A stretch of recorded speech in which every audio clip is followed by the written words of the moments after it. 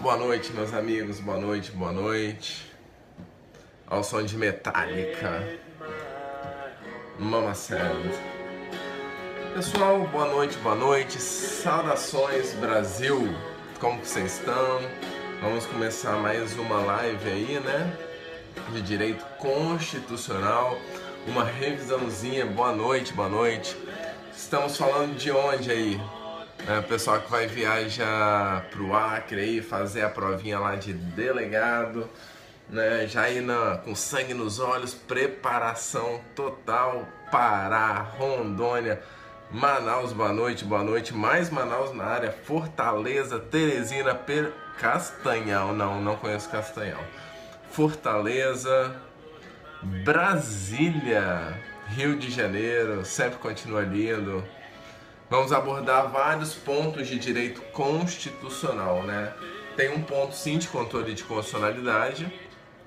Vamos estar falando de natureza jurídica e tratados internacionais, controle de convencionalidade, controle de constitucionalidade, alguns aspectos de teoria geral da Constituição, alguns aspectos de poder constituinte, várias coisas para a gente trabalhar hoje nessa nossa revisão aí. Não vi os compartilhamentos, quero ver os compartilhamentos dessa galera,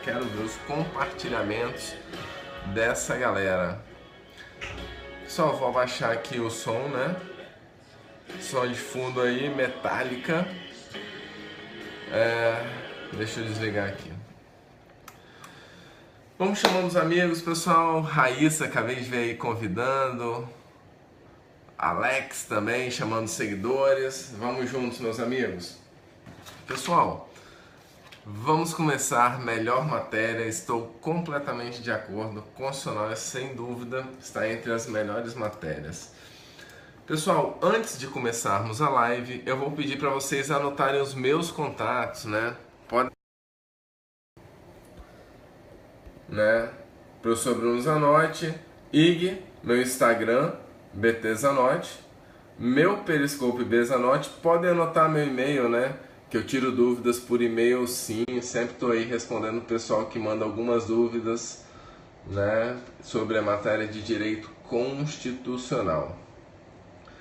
Então, Instagram, BT Zanotti, Periscope B Zanotti, e-mail aí para quem quiser mandar e-mails para alguma dúvida, enfim, né? Dito isso daí, vamos falar primeiramente de um interesse que é de vocês, né?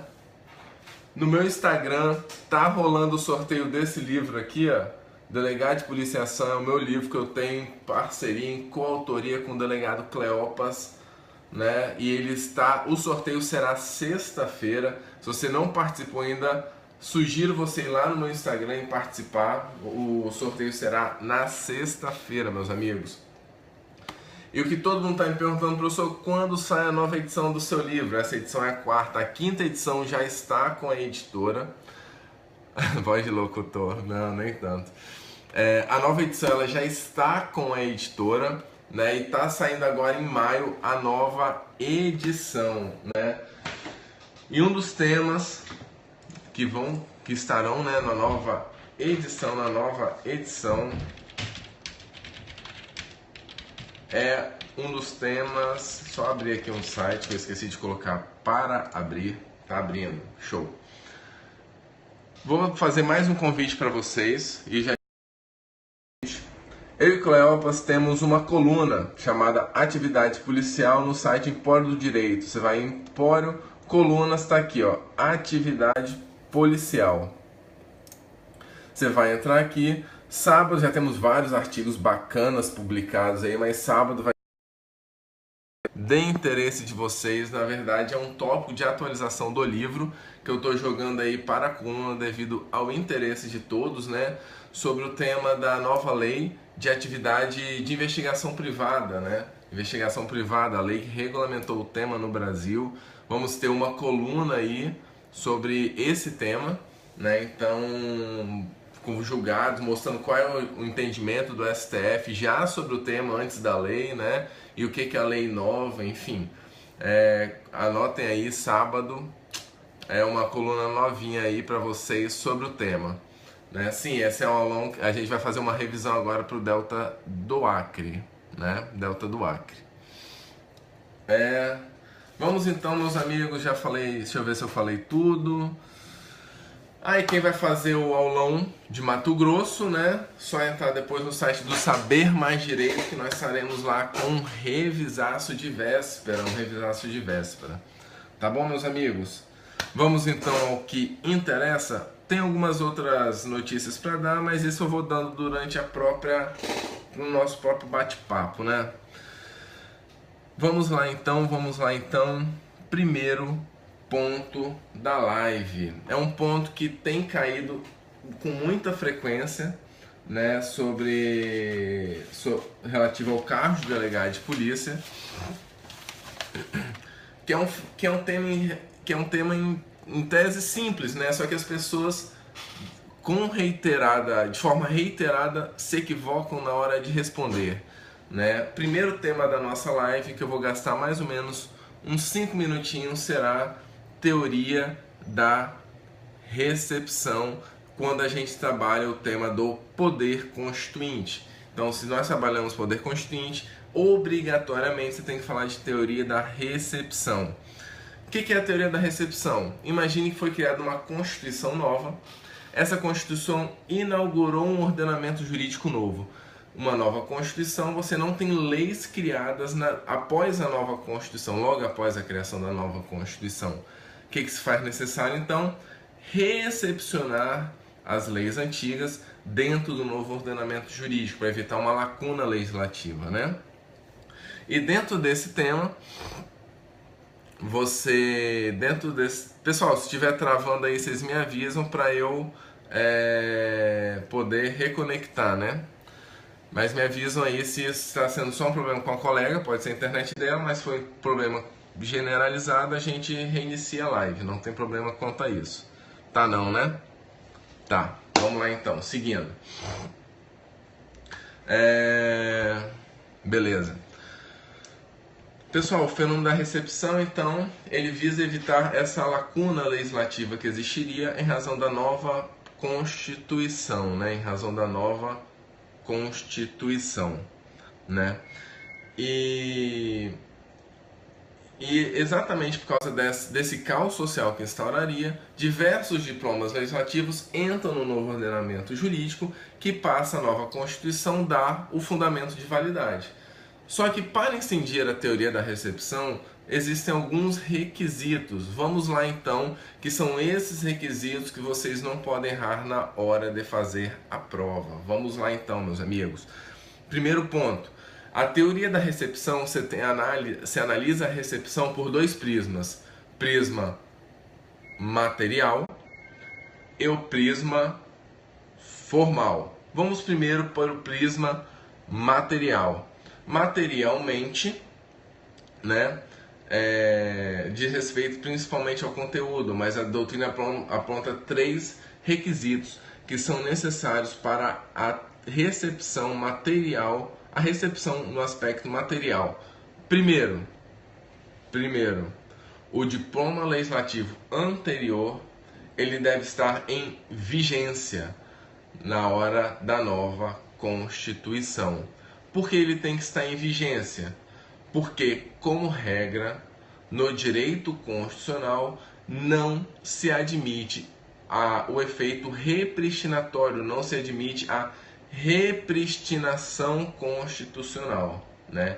Então é necessário estar sim em vigor. Primeiro requisito. Segundo requisito, esse diploma legislativo anterior à Constituição, ele deve ter sido produzido formal e materialmente de acordo com a Constituição da sua época. Segundo requisito, repetindo, o diploma legislativo anterior deve ter sido produzido formal e materialmente de acordo com a Constituição da época na qual ele foi criado. Aí vem uma questãozinha de concurso e pergunta. Vem cá, essa análise que eu falei agora em relação ao diploma constitucional da época em que ele foi criada, essa análise desse diploma com a Constituição da sua época, não a Constituição atual, isso importa em controle de constitucionalidade, ou esse é um aspecto também relativo à teoria da recepção? Deram para entender? Repetindo, se vocês não entenderam, e prestem atenção. Eu estou no segundo requisito da teoria da recepção. Na teoria da recepção, o diploma anterior, vamos colocar, por exemplo, o Código Penal, que é muito bom trabalhar com exemplo. Código Penal foi produzido em uma determinada Constituição. Ele tem que ter sido produzido formal e materialmente com a Constituição da sua época, o Código Penal.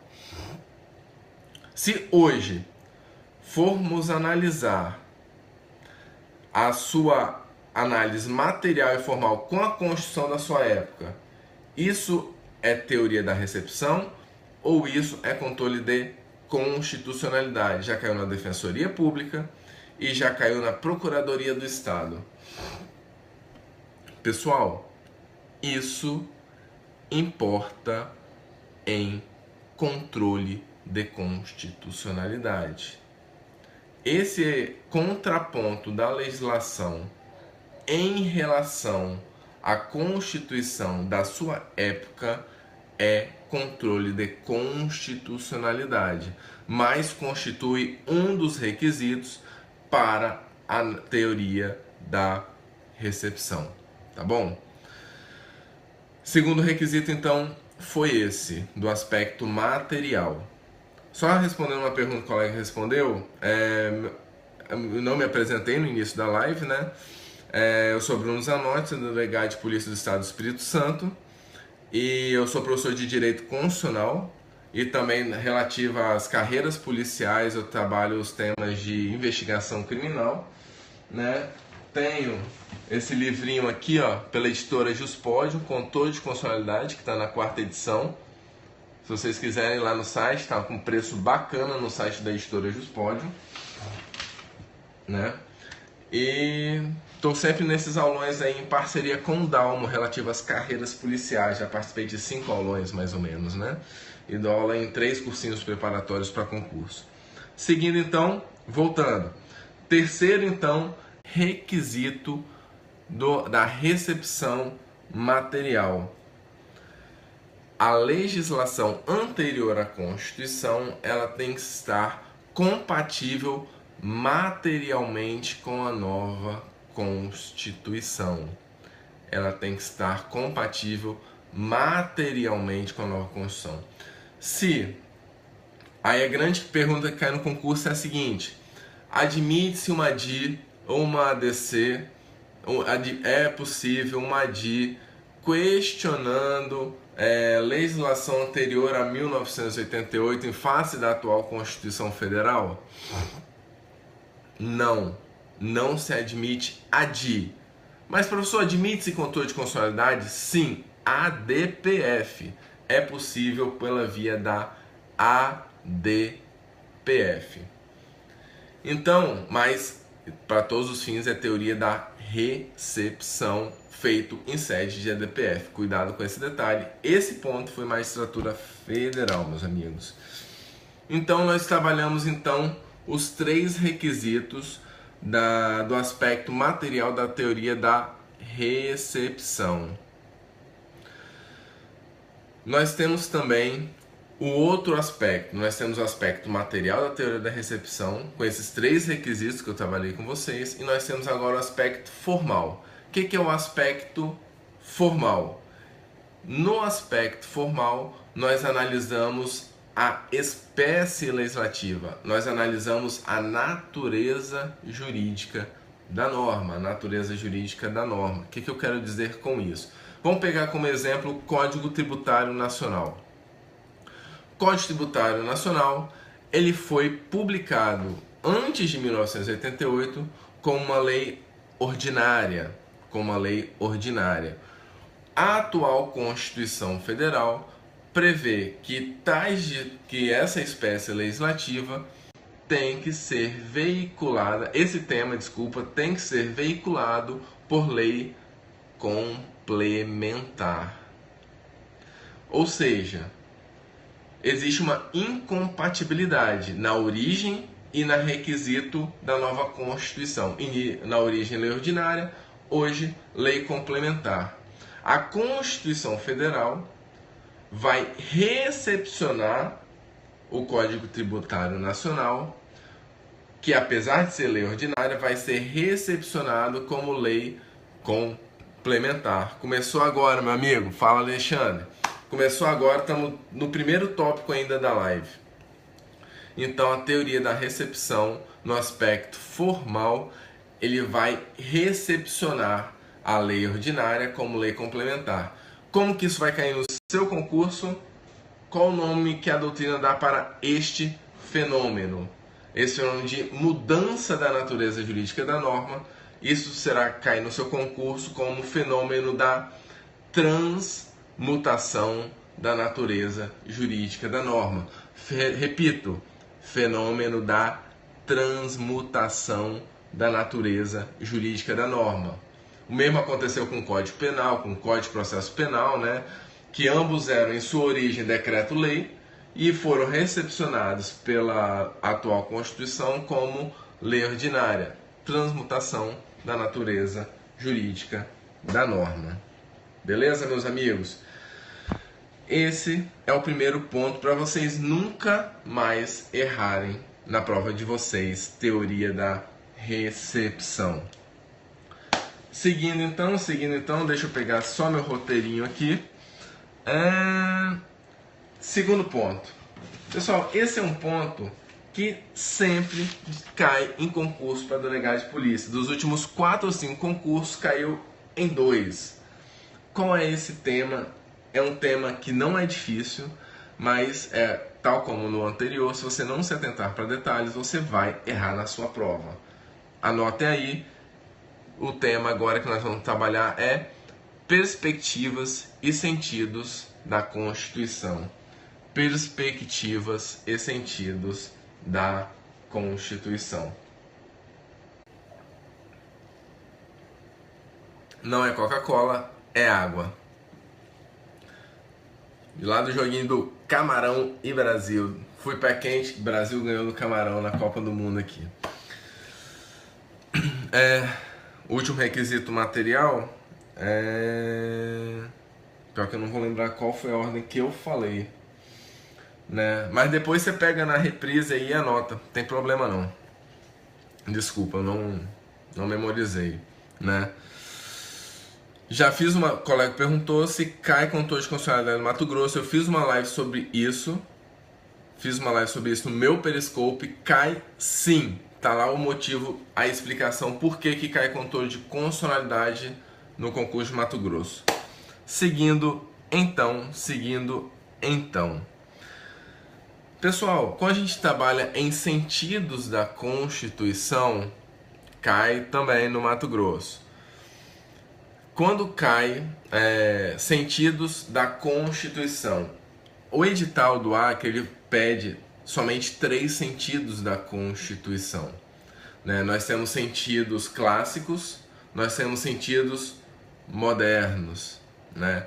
No sentido clássico, que é o ponto do edital. Primeiro ponto, vamos lá. Sentido sociológico, O sentido sociológico, ele foi desenvolvido pelo autor Fernand Lassalle. Isso, galera tá fera. Qual que é o livro de Lassalle? Já caiu em concurso perguntando qual era o livro dele. Qual que é o livro dele? Qual que é, meus amigos? Ferdinand Lassalle, em seu livro A Essência da Constituição. Já foi perguntado em concurso público, sim, o livro A Essência da Constituição. Para vocês nunca mais errarem o tema. Como que vocês vão identificar o sentido sociológico? Sempre que tiver falando em, abre aspas, fatores reais de poder, fecha aspas. Esse é o termo utilizado por La Salle no seu livro, esse é o termo que vai cair na sua prova. Sempre que falar que a Constituição tem que representar os fatores reais de poder, você vai falar que isso é La Salle. La Salle, ele vai falar que uma constituição de um país, ele tem que representar os fatores reais de poder. O que são os fatores reais de poder? É aquilo que vige na sociedade, que mantém a ordem socialmente falando, a estrutura de poder, funcionamento dos poderes, e ele vai chamar isso daí de constituição material. A constituição material, ela representa os fatores reais de poder. E ele vai distinguir a constituição material do que ele vai chamar, abre aspas, de folha de papel. Folha de papel é a Constituição escrita. E ele vai falar, anotem que isso também cai. Qual prevalece entre a Constituição real, a Constituição material e do outro lado a Constituição escrita? La Salle vai falar que sempre prevalece a Constituição real, a Constituição material. Esse é o entendimento de La Salle. Tá bom, meus amigos? Segundo aspecto, então, nós vamos então para a... Primeiro nós falamos do sentido sociológico, agora nós vamos falar do sentido jurídico. Sentido jurídico. O sentido jurídico de Constituição, ele é trabalhado por Hans Kelsen. Hans Kelsen, o livro todo mundo sabe de cor e salteado. Qual que é o livro? Teoria Pura da Constituição. Teoria Pura da Constituição. Como que vocês vão identificar Kelsen? Primeiro ponto para identificar Kelsen na sua questão de concurso público. A teoria dele é pura. Ele é pura porque ele não acredita em valores. Ele acredita que o direito é suficiente por si só. Ou seja, o direito ele é desvencilhado. Ele é desagarrado de aspectos sociais, de aspectos filosóficos. Ele é desagarrado de aspectos materiais. É a ciência pura, é o direito em sua forma mais pura, sem todos esses detalhes, né? E Hans Kelsen, ele divide ainda o sentido jurídico em outros dois sentidos. De acordo com Kelsen, existem dois sentidos jurídicos. Primeiro sentido, anotem aí, sentido jurídico positivo. Sentido jurídico positivo. No sentido jurídico positivo, você vai lembrar daquela pirâmide Kelsen. No livro dele, ele nunca falou esse negócio de pirâmide, mas volta e meia cai aí em concurso público, né?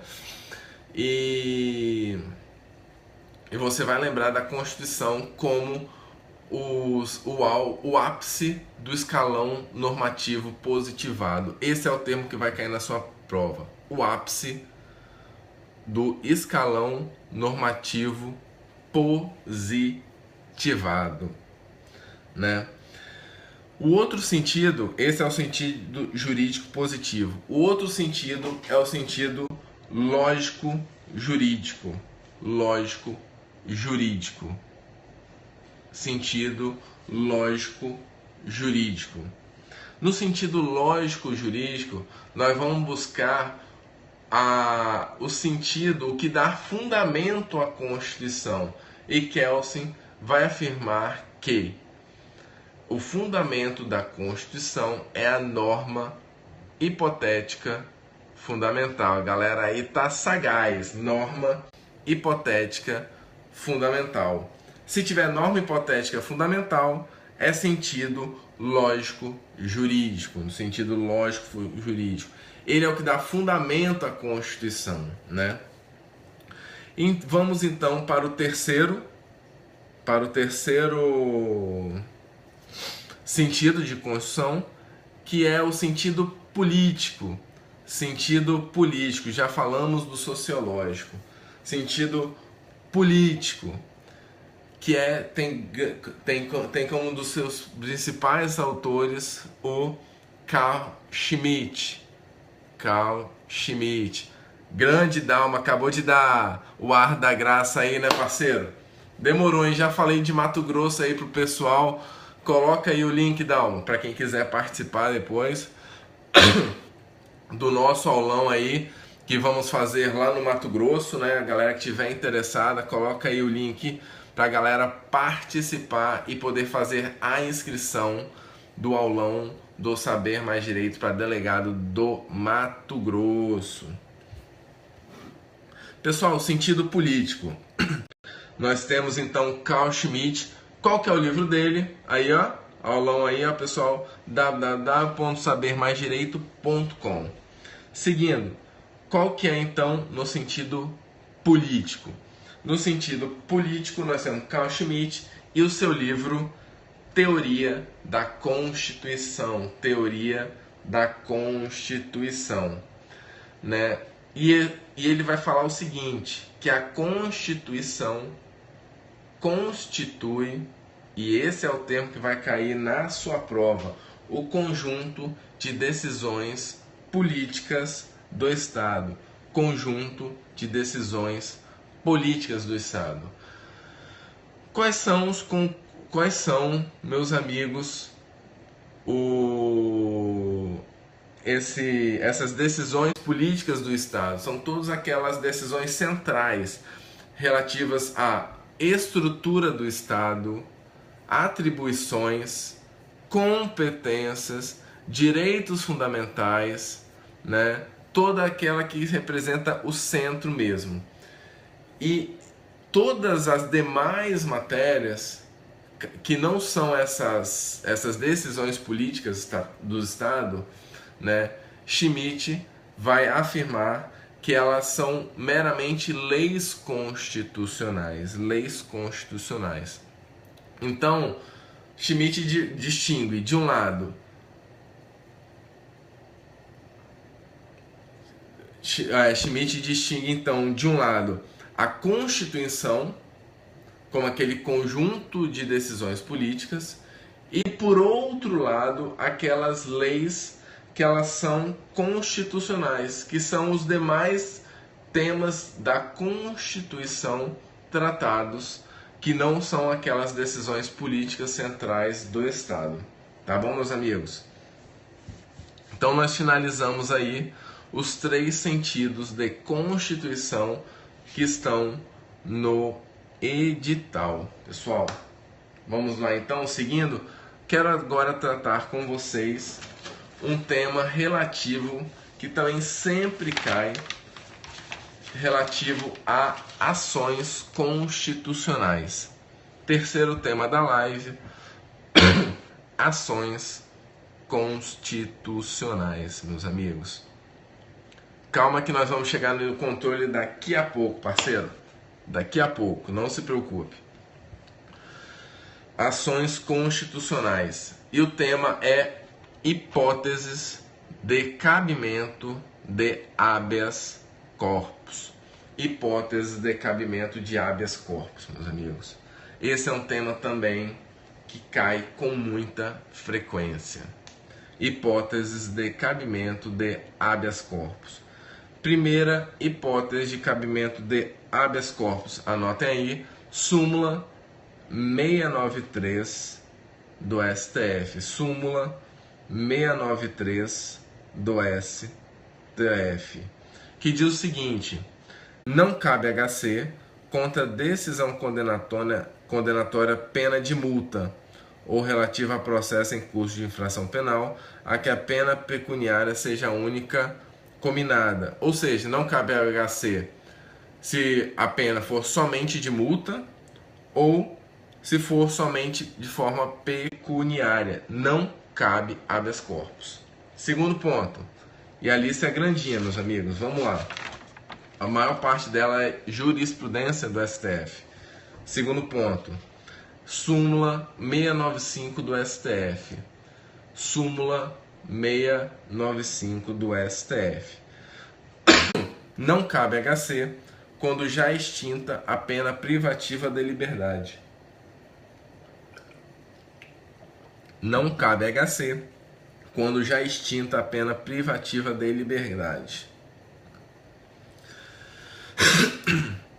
Seguindo, agora saindo das súmulas e já indo diretamente para a jurisprudência, meus amigos. Jurisprudência. Seguindo, é cabível HC relativa à decisão de internação de menor e adolescente. Decisão de internação de menor e adolescente cabe habeas corpus porque está em jogo o direito de locomoção do menor. Próximo tópico. Pergunto para vocês, pessoal.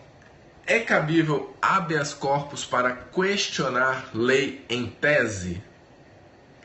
É possível habeas corpus para questionar lei em tese? E aí, meus amigos? Essa é uma questão que ela não é da maior dificuldade. Né? Jurisprudência pacífica do STF aplica-se tanto para mandado de segurança quanto para habeas corpus. Não cabe HC para questionar lei em tese. Muito cuidado quanto a isso. Essa pergunta é mais bacana e essa é de maior dificuldade. É cabível habeas corpus para analisar pena base? É cabível HC para analisar pena base? E aí, pessoal? 2 sim por enquanto. Anotem aí, meus amigos. HC 9506. HC 9506. Não é possível HC para analisar pena base, pois envolveria reanálise de matéria de fato. Envolveria reanálise de matéria de fato. Portanto, não cabe habeas corpus para analisar pena base. Seguindo.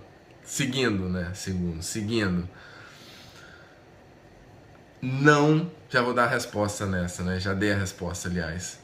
Não é cabível HC para analisar requisitos subjetivos para concessão de progressão de regime. Repito, não é cabível HC para analisar requisitos subjetivos para progressão, para concessão de progressão de regime, pois envolveria reanálise de matéria de fato, tal como no anterior.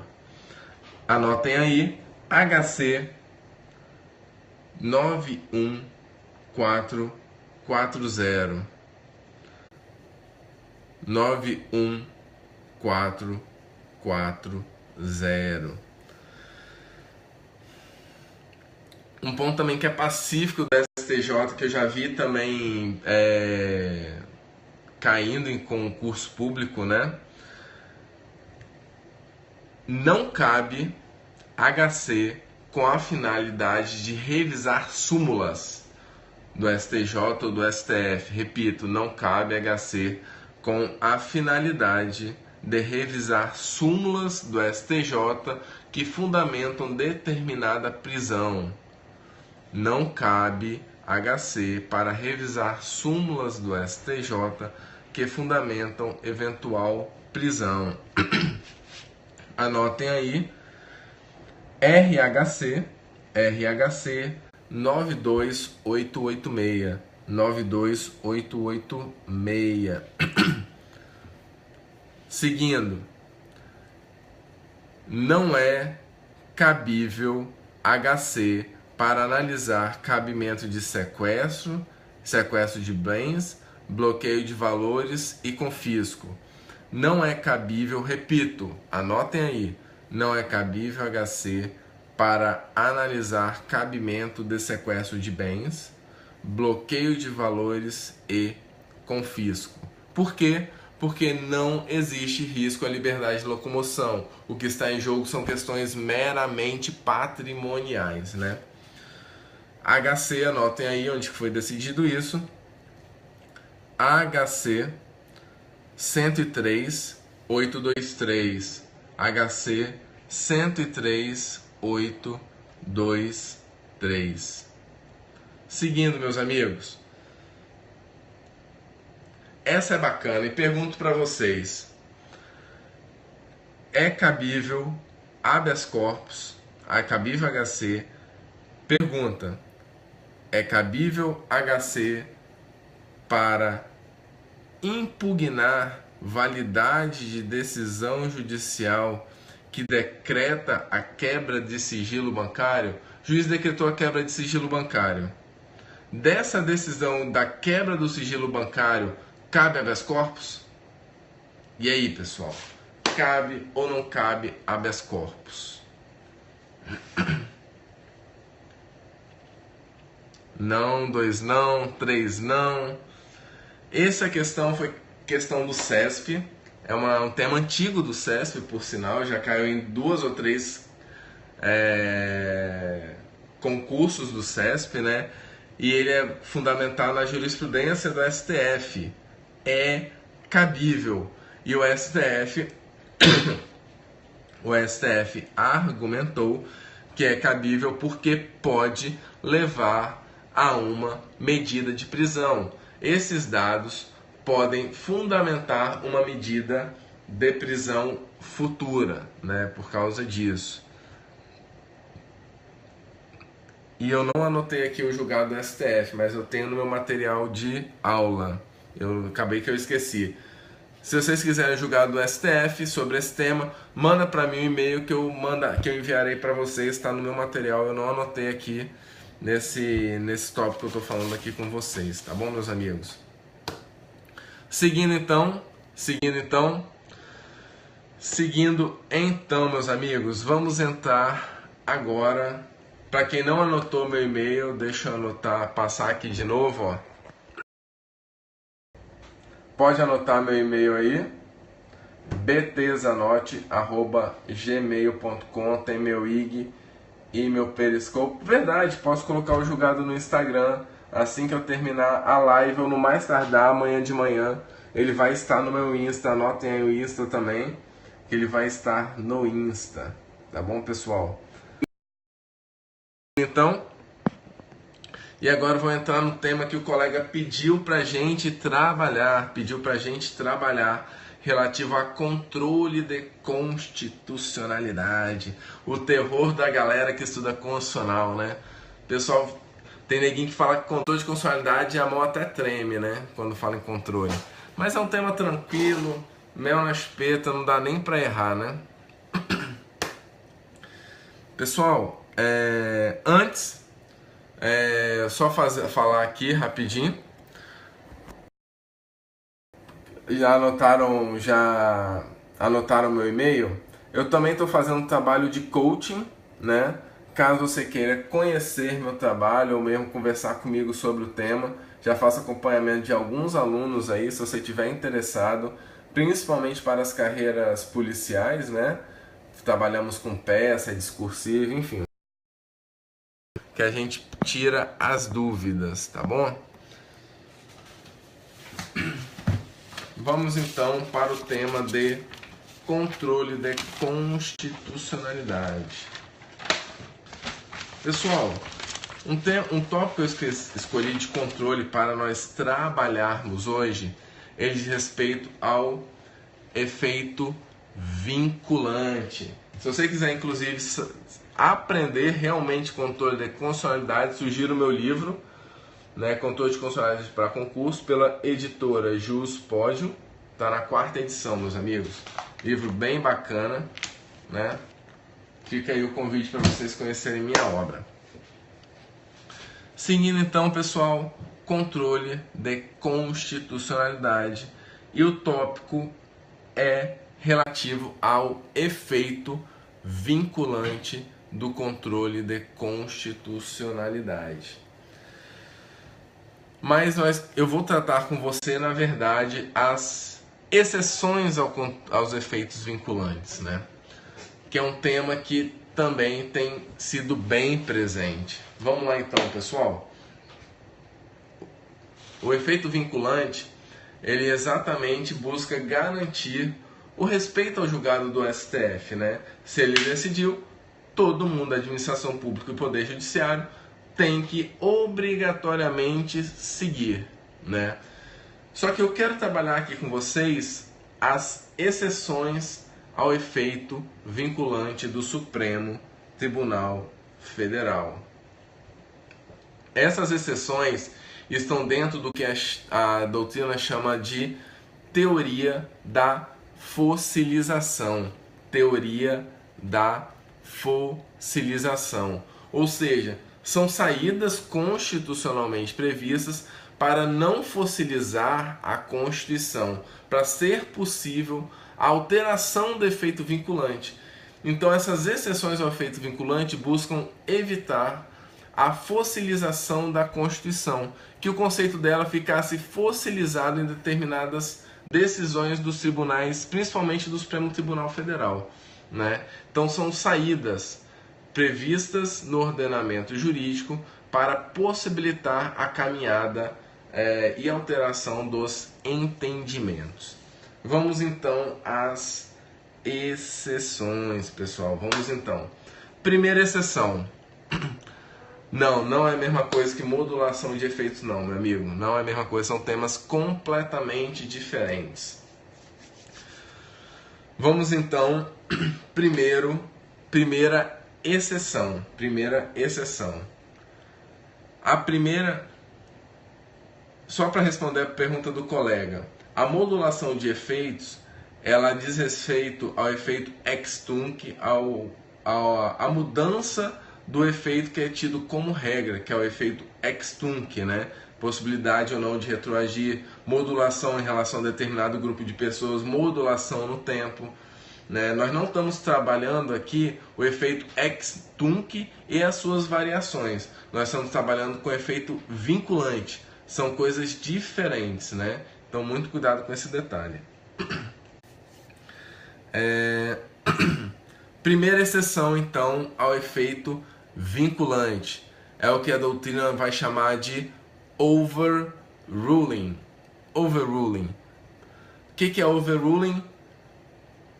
Se o STF toma uma decisão, ele pode aplicar a técnica do overruling, ou seja, o STF ele pode revogar decisão anterior dele. A decisão anterior pode ser revogada pelo próprio tribunal que a proferiu. Essa é a primeira decisão e que a doutrina chama isso de overruling.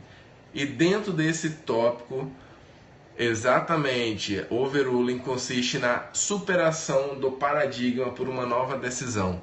E dentro desse tópico tem um tema que é muito bacana. Segue comigo o raciocínio. Vem comigo.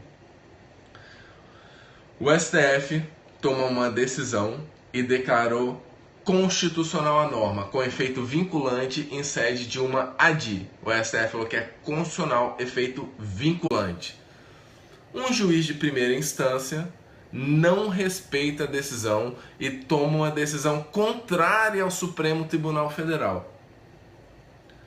Dessa decisão, que contraria a decisão do STF, dessa decisão do juiz de primeira instância, cabe reclamação diretamente no Supremo Tribunal por causa do efeito vinculante.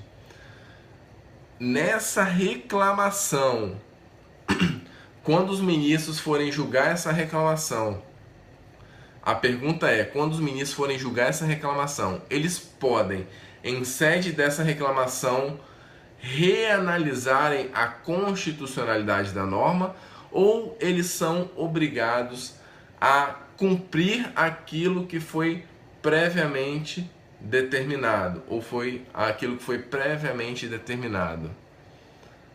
Respondendo a pergunta da colega, no site da editora Juspodium. Repetindo, meus amigos. O STF declarou constitucional uma lei. O STF declarou constitucional uma lei. Juiz de primeira instância não segue e fala que a lei é inconstitucional. Da decisão do juiz de primeira instância, cabe reclamação diretamente no Supremo Tribunal Federal.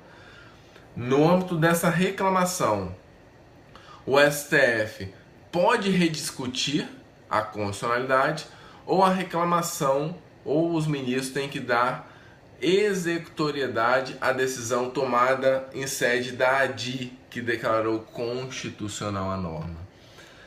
Esse tema foi objeto, anotem aí, da reclamação 4374, reclamação 4374. E nessa reclamação, que é de 2013, o STF, pela primeira vez, afirmou que é possível a rediscussão da constitucionalidade em sede de reclamação. Vamos supor agora que eles rediscutiram e declararam inconstitucional em sede de reclamação. Eles podem fazer, o STF decidiu que eles podem fazer isso.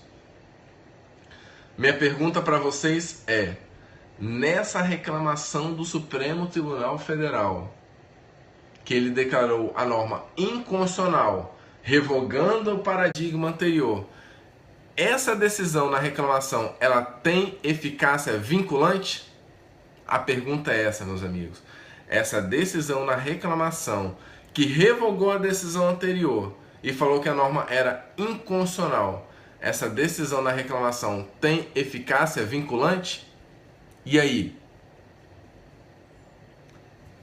Essa é um tema bacaníssimo. 2 sim, um não. Um sim, um não e um sim com dúvida, né? O outro não. Pessoal, não tem eficácia vinculante. Por que que não? Porque reclamação, a decisão em reclamação não tem efeito vinculante. A decisão que tem efeito vinculante é em ADI, ADC, ADPF, ADI por omissão e esses outros. A reclamação, a eficácia, ela é inter partes, como o colega aí colocou. Ou a colega, não consegui ver o nome. Então, muito cuidado com esse detalhe, muito cuidado.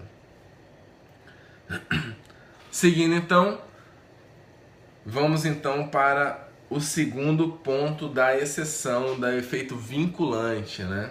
Do efeito vinculante. É possível sim modulação de efeitos em sede de reclamação, como o STF inclusive já fez, respondendo a pergunta do colega, né? Não para atribuir efeito vinculante. Não. A modulação não é para atribuir efeito vinculante. A modulação é para atribuir efeito ex-tunc ou modulação em determinado tempo. Muito cuidado com isso. Não confunda isso com efeito vinculante. São coisas distintas e diferentes. Seguindo então, meus amigos, segunda exceção à teoria da fossilização. A fossilização, efeito vinculante em controle concentrado, na súmula vinculante, né? Tem outros institutos também que têm efeito vinculante. A segunda exceção constitui o poder legislativo. O poder legislativo, ele não está vinculado. Repito, o poder legislativo, ele não está vinculado às decisões vinculantes do Supremo Tribunal Federal. Anotem isso, é importante. E agora vamos entrar no seguinte tema, e é um tema bombástico. Pouquíssimas pessoas conhecem esse tema relativo ao que eu estou falando agora. O que a gente vai falar e a gente vai aprofundar o estudo, que o poder legislativo, ele não está vinculado àquilo que foi decidido pelo STF. Verdade, não está. Vamos imaginar agora a seguinte situação. O Poder Legislativo publica a Lei X. Vem o STF e declara ela inconstitucional. O Poder Legislativo não está vinculado. Se o Poder Legislativo não está vinculado, ele pode, e ele assim procede, ele publica a mesma lei daquela que foi declarada inconstitucional. Estamos seguindo, pessoal? Ele pode fazer isso? Pode. Como que é chamado esse tema? Isso é conhecido na doutrina e na jurisprudência. O STF foi o primeiro a falar nesses termos. Isso se chama... Só um minuto. Desculpa, pessoal, aqui estou com filha pequena aqui em casa, né? Me perdi. Tá, me achei. Pessoal, como que se chama isso daí? Isso se chama reação legislativa com finalidade de alteração jurisprudencial.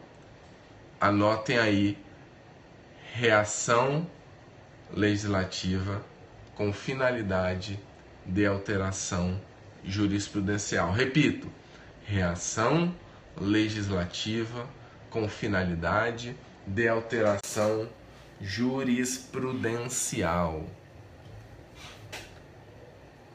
O Poder Legislativo reage com uma nova lei igual à anterior, com a finalidade de alterar a jurisprudência do Supremo Tribunal Federal. O Poder Legislativo pode fazer isso? Pode. Só que isso tem uma consequência. Isso tem uma consequência, meus amigos. Aliás, duas consequências, depende. Se estivermos tratando de lei, a consequência é uma. Se estivermos tratando de emenda constitucional, a consequência é outra. Se a reação legislativa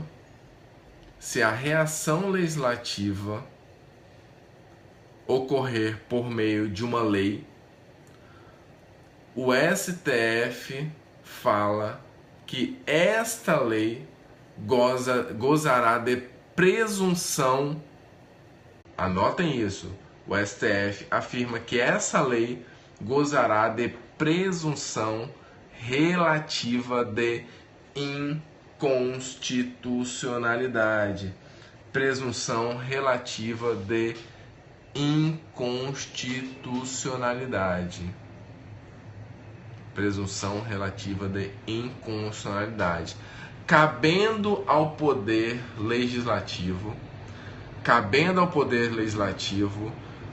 o ônus de fundamentar o porquê da decisão do STF não mais se manter.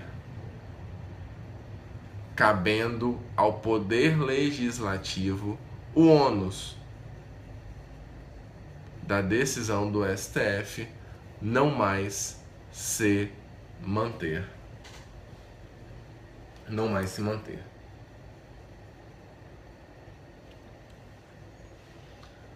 Falei que eram duas situações em lei, em caso da reação legislativa se dar por lei. Exatamente. Na proposta da lei, durante o trâmite, deverá isso estar fundamentado. Segundo,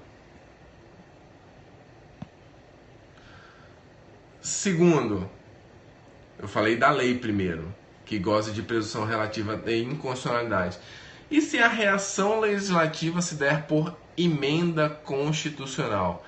E se a reação legislativa se der por emenda constitucional? constitucional. Repito, e se ela ocorrer por meio de emenda constitucional. No caso da emenda constitucional, não existirá presunção relativa de inconstitucionalidade. No caso da reação legislativa se dar por emenda constitucional, não ocorrerá presunção relativa de inconstitucionalidade. Ela será presumida constitucional, normal. Nesse ponto, tal como é a regra geral. E o STF deu tratamento, portanto, diferenciado para a reação legislativa no caso de lei e no caso de emenda constitucional. Muitíssimo cuidado com esse detalhe. Isso foi objeto, anotem aí, ADI 5105. ADI 5105. ADI 5105. Esses são os pontos que você tem que saber para fim de concurso. Se você quiser aprofundar mais no estudo do tema, dá uma lida na ADI 5105. Seguindo então, meus amigos, vamos agora ao nosso último tema da live. Último tema da live. Último tema da live. Qual que é o tema último tema da live? Só antes abrir um site aqui que eu quero mostrar para os senhores. O último tema da live será controle de convencionalidade relativo a direitos humanos. Desculpa, Lara, mas eu não vi a pergunta inicial, né? Então eu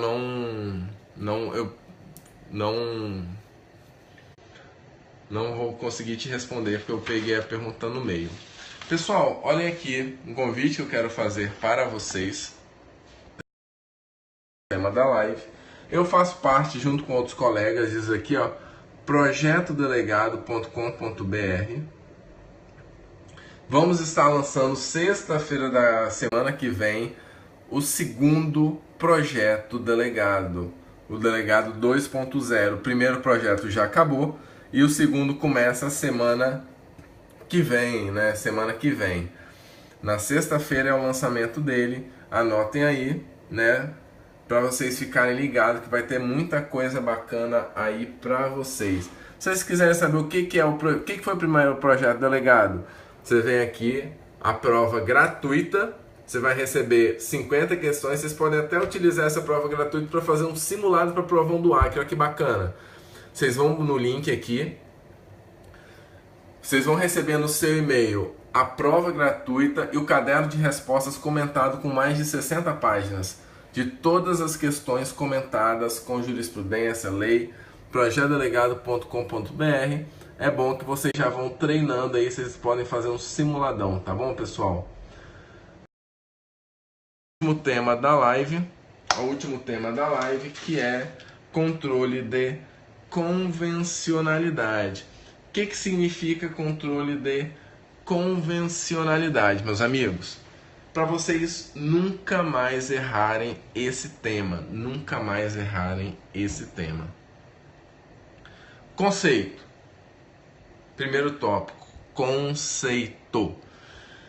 Controle de convencionalidade consiste na possibilidade de o Poder Judiciário analisar a legislação pátria em face dos tratados internacionais. Qualquer tratado internacional? Não. Somente os tratados internacionais de direitos humanos, do qual o Brasil seja signatário. Tratados internacionais de direitos humanos, do qual o Brasil seja signatário. Professor, e esse é o segundo tópico.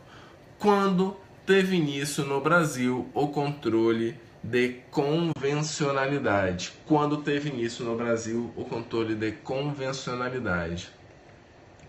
Ele teve início com a Emenda Constitucional 45 de 2004, Emenda Constitucional 45 de 2004, com a inserção do artigo 5º, parágrafo 3º. Artigo 5º, parágrafo 3º, à Constituição Federal. E ele teve uma nova ampliação, com a decisão do Supremo Tribunal Federal, que decretou a natureza supralegal, para os tratados internacionais de direitos humanos, né? E isso leva então ao terceiro tópico do controle de convencionalidade. Controle de convencionalidade, portanto, o que abrange o controle de convencionalidade? Controle de convencionalidade abrange 1. Os tratados internacionais de direitos humanos aprovados pelo rito do artigo 5º, parágrafo 3º, que tem a natureza constitucional. Artigo 5º, parágrafo 3º, e abrangem os tratados de direitos humanos de natureza supralegal.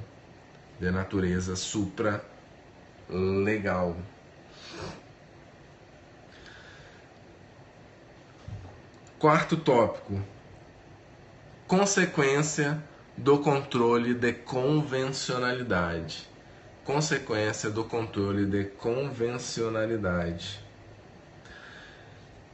Ele possibilita no Brasil o que Gilmar Mendes colocou no voto dele, a doutrina repete. Ele possibilita a existência de uma, abre aspas, isso pode cair no seu concurso, dupla compatibilidade vertical material. Ele possibilita uma dupla compatibilidade vertical material. Dupla compatibilidade vertical material. O que isso quer dizer? Todas as leis produzidas no Brasil têm que estar materialmente ou seja, o seu conteúdo, eles têm que estar compatíveis com os tratados internacionais e com a Constituição Federal. Por isso que é dupla compatibilidade, tratados e Constituição, e é em relação ao conteúdo. Por isso que é dupla compatibilidade vertical material. Quinto ponto. É possível falarmos em controle... Quinto ponto. Espécies de controle de convencionalidade. Espécies de controle de convencionalidade. Espécies de controle de convencionalidade.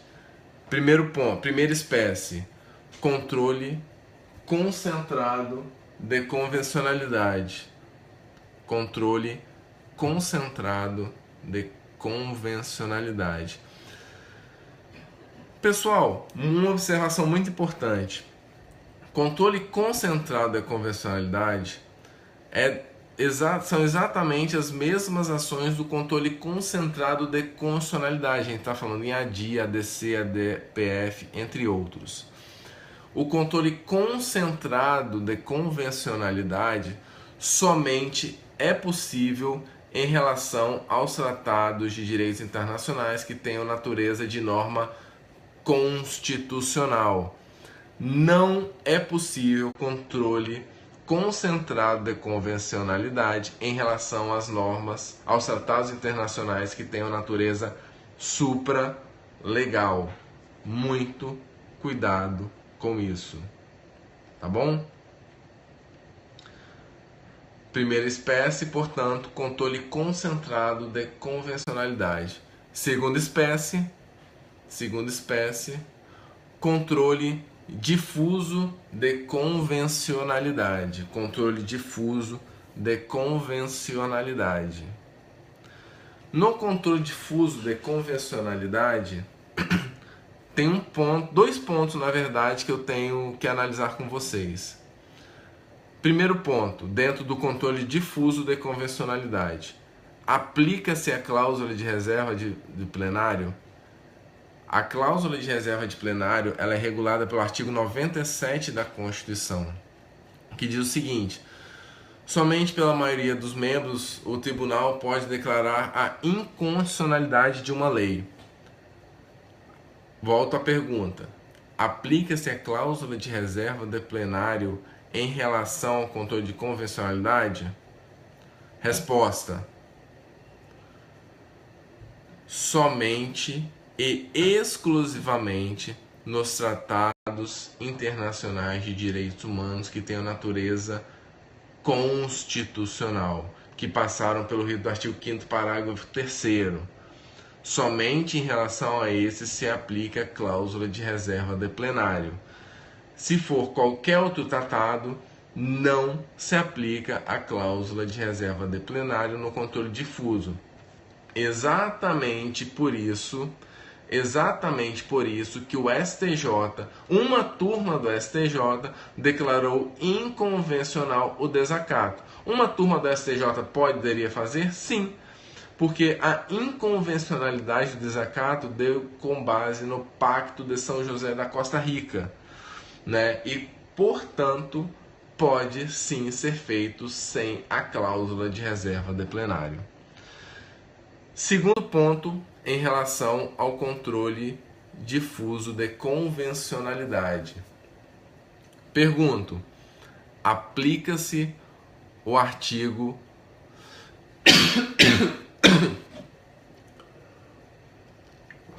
Aplica-se o artigo 5210 da Constituição? Aplica-se o artigo 5210 da Constituição Federal? A resposta é a mesma. O que é o artigo 5210 da Constituição? Compete ao Senado suspender no todo ou em parte lei declarada inconstitucional pelo STF em sede de controle difuso, né? A pergunta é: o 5210 da Constituição Federal aplica-se ao controle difuso de convencionalidade? A resposta é a mesma da cláusula de reserva de plenário, ou seja, aplica-se única e exclusivamente aos tratados internacionais de direitos humanos, que passam, portanto, pelo rito do artigo 5º, parágrafo 3º. Tá bom, pessoal? Último tópico do controle de convencionalidade. Quais tratados hoje possuem natureza jurídica de norma constitucional? Último tópico de controle de convencionalidade. Vou dar um macete para vocês nunca mais esquecerem como descobrir quais são esses tratados. Olha o macete aqui, ó.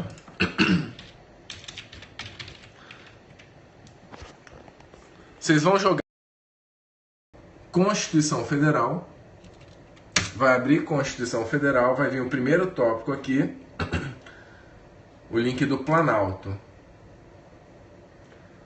Vai abrir a página Constituição Federal, vai estar aqui, ó, atos decorrentes do disposto no artigo 5º, parágrafo 3º, que é o procedimento dos tratados serem incorporados com natureza constitucional. Vocês vão clicar aqui e vocês vão ter todos os tratados que hoje têm natureza de norma constitucional, que é somente um. Os dois diplomas se referem à mesma coisa, que é a Convenção sobre Direitos das Pessoas com Deficiência e seu protocolo facultativo. Convenção sobre os Direitos das Pessoas com Deficiência e o seu protocolo facultativo. Vocês sempre poderão descobrir quais são os tratados que têm natureza constitucional no Brasil. Meus amigos, é isso aí, né? Essa foi uma rápida revisão. Sugiro que vocês não deixem de estudar ainda 2 pontos para a prova, 2 pontos importantes para a prova. a nova lei do mandado de junção. Tem que estudar. Eu priorizaria os artigos 9, 10 e 11, nova lei de injunção, nova lei do mandado de junção, artigos 9, 10 e 11.